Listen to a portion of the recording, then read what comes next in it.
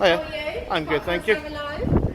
No, that's fine. Good, No worries. good. What's your name, mate? Pardon? What's your name? My name's PC Evans, by the way. And your shoulder number? 326 Sierra November. No worries. Lovely. And yourself? Yeah, BC Rap 1895. No worries. Perfect, thank you. No worries. We just, you know how it is. We know you can film at you. It's all good. I thought I'd come and have a chat with you, say hello. No worries. Introduce myself That's fine. and everything. That's cool. Good, no worries. What were you up to today? Just having a film or just probably? Just a bit of filming, yeah. Lovely, no worries. Just obviously aware there's no rules, there's no law if you're not filming, you know that. You can film anywhere you want, everything else. Just be aware, you know, it's with emergencies coming in now, so we don't want to use I won't obstruct any vehicles, so good. don't worry about That's that. all that we're That's worried fine. about. No worries. All right, good. How's your day been anyway? Yeah, pretty good. Yeah? Yourselves? Yeah, no, all right, to be fair. We're a bit busy, but we've got a little half hour just to do some paperwork and everything and try and sort out that, I think. No worries, that's cool. It's a bit, I mean, the weather's not that great. 1 minute is summer, the next minute is winter, isn't it? So have you been stationed here for long? The conversation begins on a calm note, with polite greetings exchanged between the interviewer and the officers. There's an easy atmosphere, suggesting mutual respect and openness before the discussion turns serious. This opening sets the tone for an honest and thoughtful dialogue about policing and public trust. So I've been stationed here since I started the job. Okay. So 4 years, just under 4 years. Yeah. So yeah, I've been based on the ERPT. So basically our response team, you know, when the cars coming in and out and Yep. going to calls. So yeah, I do that. So yeah, we're in a car today, but obviously we'll come back to some paperwork and have a little break if we can. Alright. If we can fit it in. I've got one question for the two of you. Yeah. Okay. And if you can answer it separately, it'd be great. Yeah. Okay. At this moment in time, when you look at the people that live in the local area, Okay. would you say that the police around here in Bromley are actually disconnected from the local people? I would like to think, well, I'll go first, obviously. I enjoy speaking to people and obviously coming out, interacting and everything else. I'd like them to think that I'd like to think we're not dislocated from each other. But I mean, it happens, you know, you get different people going to different calls, different kind of police officers, and, you know, we've all got our... The officers explain their current role and stationing, sharing that they've been part of the response team for nearly 4 years. They describe daily duties involving emergency calls, patrols, and paperwork, highlighting the routine yet demanding nature of frontline policing. all got to be professional and be fair and certain with everyone. However, it does happen, but I feel that when I go to calls, I like to make sure that they know that whatever we can do, we'll be there for them. And, do you know what I mean? As much as we can do within our hands. Do you know what I mean? Yeah. It helps. You know, it helps that I'm common as muck as well for me, London. So it helps to have a chat with people. You know, Yeah, we're that's all cool. people at the end of the day. We might have a uniform, but on, and you know, we have to go by certain guidelines and rules and the law. But you know, we're all people at the end of the day, and I think that people should be just treated with respect and vice versa. It Yep. doesn't matter what kind of uniform we have on. We're here to protect people at the end of the day. Some people don't like us, but you know, it is what it is. We've got a very thick Yep. skin. If I'm nice to them, then they're nice to me. We're good. Exactly as it should be. And that's Exactly how as it should be. Yeah, exactly. What's Yeah. your name? Sorry, Lauren. My name's Lauren, by the way. I will actually decline if you don't That's mind. absolutely fine. I don't mind calling me mate though, is that right? The interviewer poses an important question: whether police in the Bromley area are disconnected from the local community. One officer responds first, emphasizing that he values communication and believes officers should never feel separated from the people they serve. No, that's fine. Perfect. That's there fine. we go. There That's we go. fine. It's just so I can introduce myself. No, that's Yeah. fine. That's fine. No, that's absolutely fine. No problem at all. Good. It's good. No worries. Yeah. And what about yourself? Yeah, you'd like to think that, you know, we can relate to people and, like my colleague said, because we wear our uniform and stuff, people think there is a massive difference. But, you know, it's understandable that people don't want to look at it like that. They want to see that there is a difference. So we have to try our best to reiterate to them that we know we're there to help them. We're there to try and, you know, support them. And we understand that there's people that have real issues and we might not get it because we've not been through it, but we try our best to understand what they're going through, you know. But yeah, No, that's fair enough. Because I directed that last one at you first, I'm going to direct another question towards you first, if you don't mind. Okay. So when you look to do with the law at the moment, The officer acknowledges that different officers handle situations differently, but professionalism and fairness must always remain constant. He stresses that, during calls, he makes sure people know the police are there to help within the limits of the law. you've got so many officers, especially from the Met, that are currently on suspension, okay, during a period of 2021 up to 2022, and the Met had the highest rate of officers on suspension, right? And a lot of them is to do with them actually putting their feelings before what the law actually is. Now, if you've seen an officer break the law, right, and you are out with a colleague and you see them actually abuse somebody's rights, what would you do there and then? You report it straight away. It doesn't matter if they're a police officer. It doesn't matter what position they are, whether they're a senior officer. My colleague has been here for years, more than me. But that doesn't mean that if they're a higher rank, if they've been here for years, that it gets ignored. You have to report it. You report it to a supervisor, and you hope the right action gets taken. Because at the end of the day, it's mistreating people. It doesn't matter who you are, what position you hold, what power, whether you're in the police or any role. You report it, and you hope that the right response will be taken. Like you say, if people have been suspended or been punished, it's probably for the right reasons. They've done wrong and have to face the consequences. We try and stand behind this job, don't we?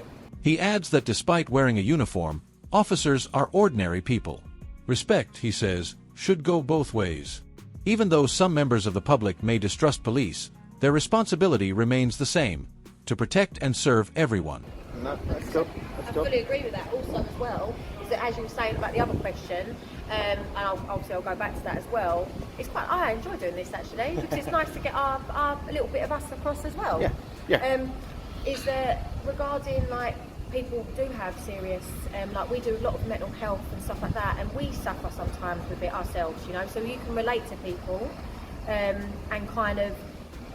You can sympathise with anyone can sympathise with anyone, but if you can empathise with somebody and go through it yourself, or a family member or someone you're close to you can kind of build like a rapport with them, and kind of to the point where we take them to hospital, and I've had some of it with myself that, you know, they don't want me to leave because they'd rather me sit with them even though they see the uniform.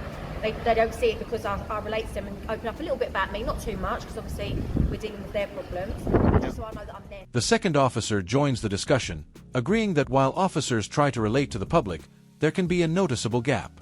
This gap, he suggests, often comes from past experiences and broader perceptions of policing rather than individual interactions. To help them, you know. And regarding the other question, exactly what my colleague said, is that 100% there is no matter what law it is, the law's there to not be broken. So, you know, and for us, we should be even more professional and make sure that if someone was doing something wrong in front of us, our colleagues we're talking about, that's the question, wasn't it? That we report it, and not only that, stop it. Like, intervene, as my colleague said, and stop it, because it's not. It isn't fair, so we shouldn't abuse of power. Does that make sense? Yep, no, that is absolutely perfect. Yeah. Now, you just said one thing where you said about break the law. Yeah. Right.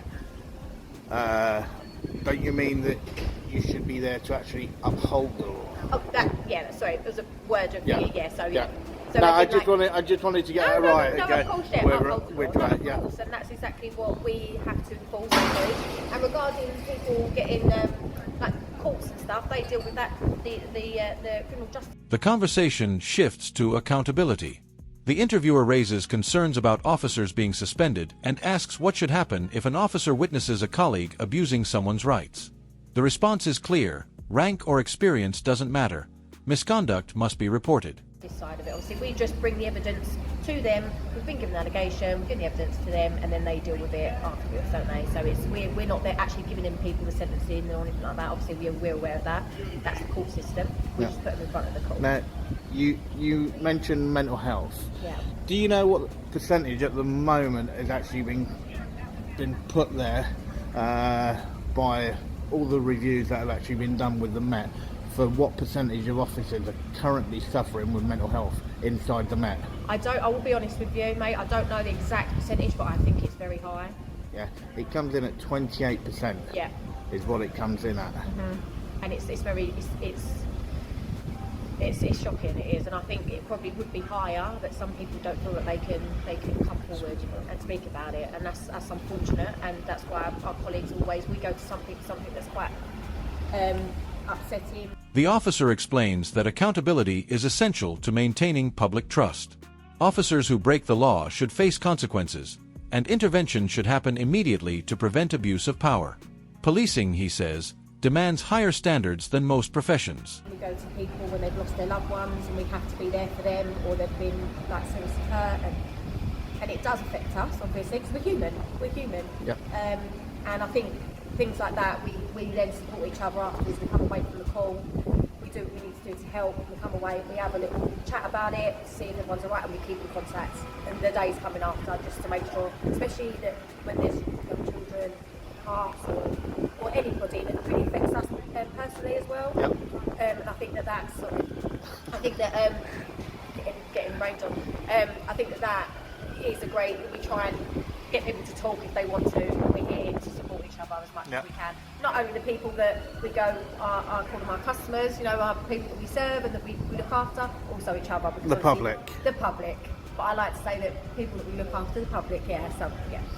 No matter who it is. I think that we have to look after ourselves, because if we're not functioning at full form, then how can we help other people? You know. Okay. And one last question: if there was one thing that you could, The discussion moves toward mental health, both within the police force and among the public. Officers describe dealing with vulnerable individuals daily and admit that such situations can take a personal toll on them as well. change now, right, that could actually help the police and the public come together, what would it be? Let me just move over a bit. I've got a thing coming in.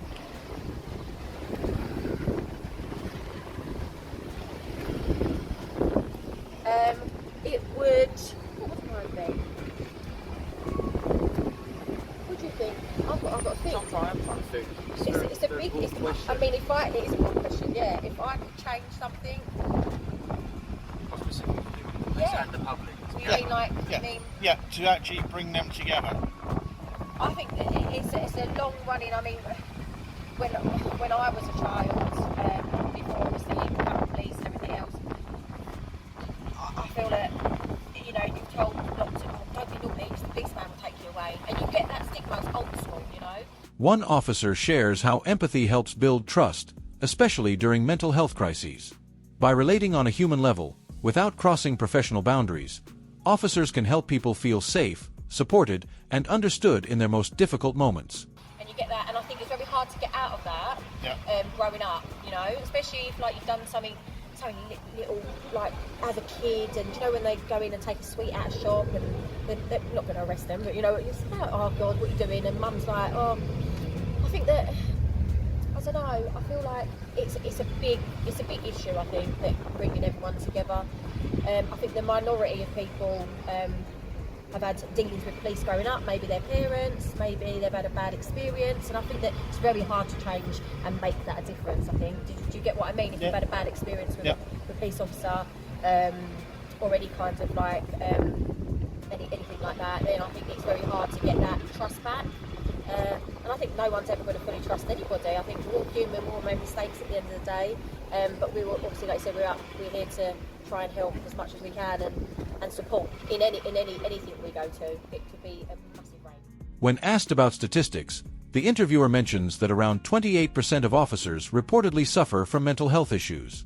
The officers agree the number is alarming and may even be higher, as many are hesitant to come forward. But yeah, I think that it's going to be a difficult thing, but we're going to try and do it.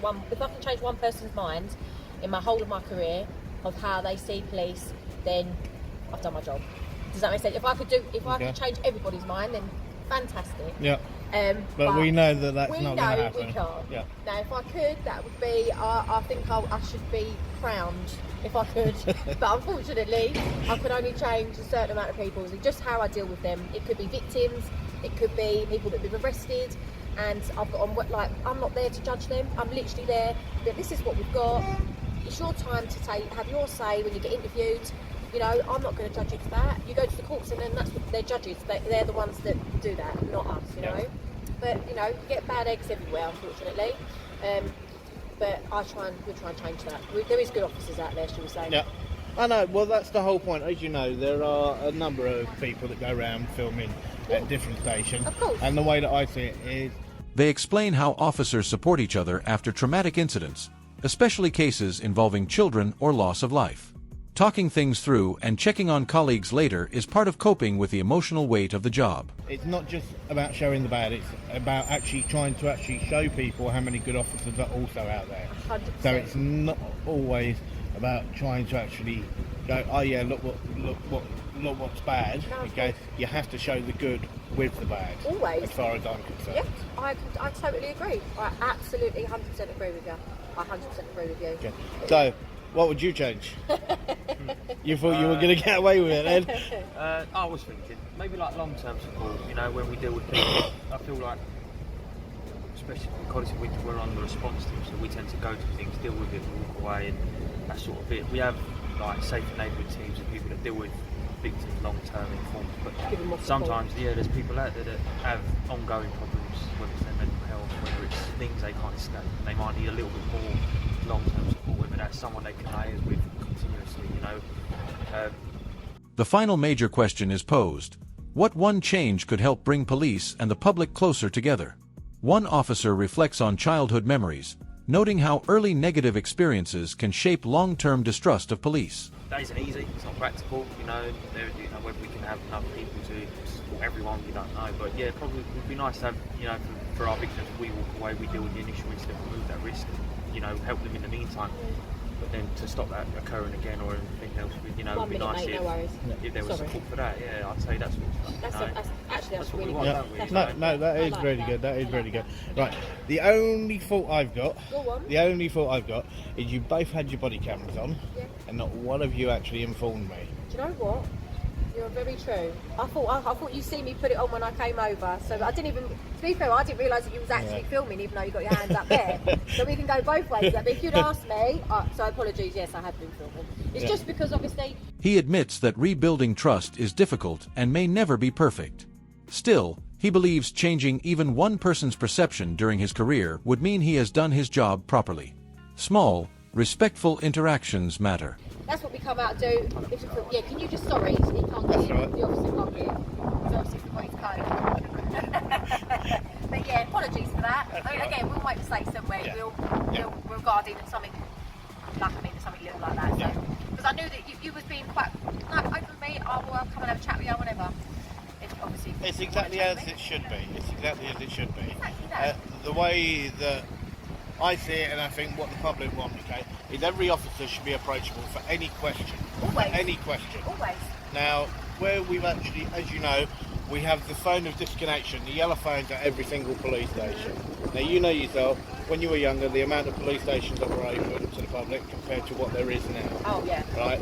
And to be told by an officer in uniform, go and report it by using the phone and calling 101. Yeah. That's not the way it should work. No, I get that. Okay? And anybody should be able to report any crime, any incident to any officer on duty. Yep. Full stop. Yep. The conversation concludes with agreement that both good and bad policing should be shown publicly. Transparency, approachability, and accountability are key. As the officers part ways, the message is clear. Policing works best when trust, honesty, and humanity come first.